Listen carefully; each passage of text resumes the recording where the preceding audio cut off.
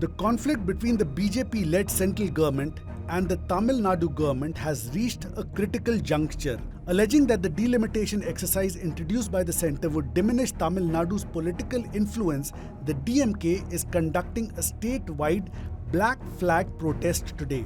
Chief Minister Stalin has warned that this constitutes a major battle between the southern states and the central government, stating that if their concerns are disregarded, the BJP-led centre would have to pay a heavy price.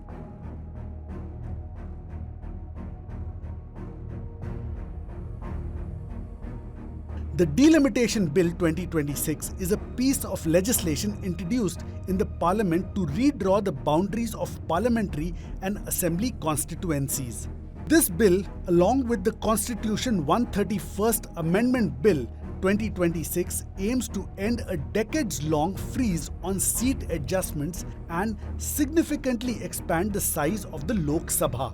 Constituency delimitation is the process of redrawing the boundaries of parliamentary constituencies and reallocating the Lok Sabha seats assigned to each state based on changes in population demographics. Under Article 82 of the Constitution, this exercise is mandated to be carried out after every decennial census.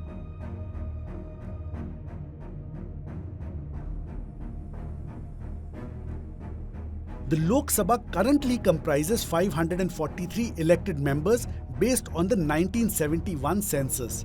To avoid penalizing states that successfully controlled population growth, the delimitation of constituencies was frozen thereafter.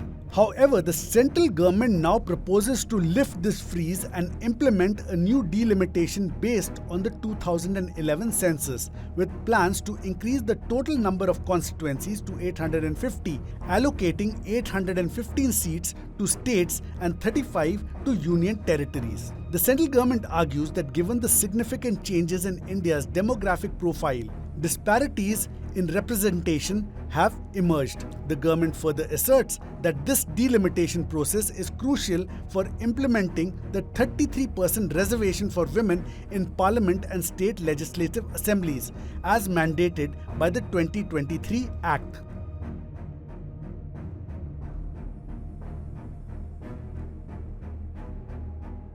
Stalin has emerged as one of the most vocal critics of the central government's delimitation initiative. His stance is that this move is discriminatory against southern states like Tamil Nadu that have excelled in population control. The DMK argues that reallocating seats based on population size would diminish the political influence of the southern states. Stalin pointed out that this would boost the representation of northern states which have failed to control population growth and thereby experienced higher population growth, while effectively penalizing those states that have achieved superior developmental outcomes. He warned that this constitutes a historical injustice that would exacerbate the north-south divide and undermine India's federal structure.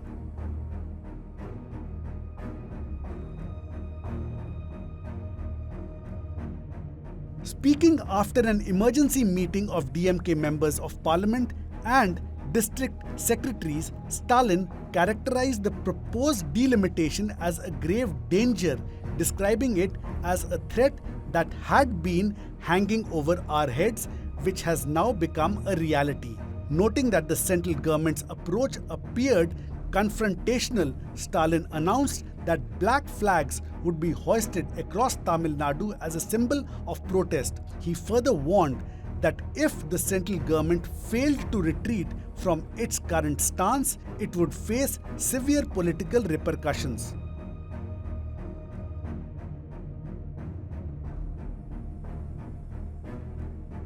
Stalin has been rallying non-BJP parties and other states to unite on this issue. He has cautioned that if the central government proceeds with this initiative without building a consensus, it will face severe protests and significant political repercussions. He also recalled the history of mass protests organized by the DMK during the 1950s and 60s in defense of state rights. Other leaders, including Kerala Chief Minister Pinarayi Vijayan and Telangana Chief Minister Revanth Reddy, have also voiced their opposition to this move.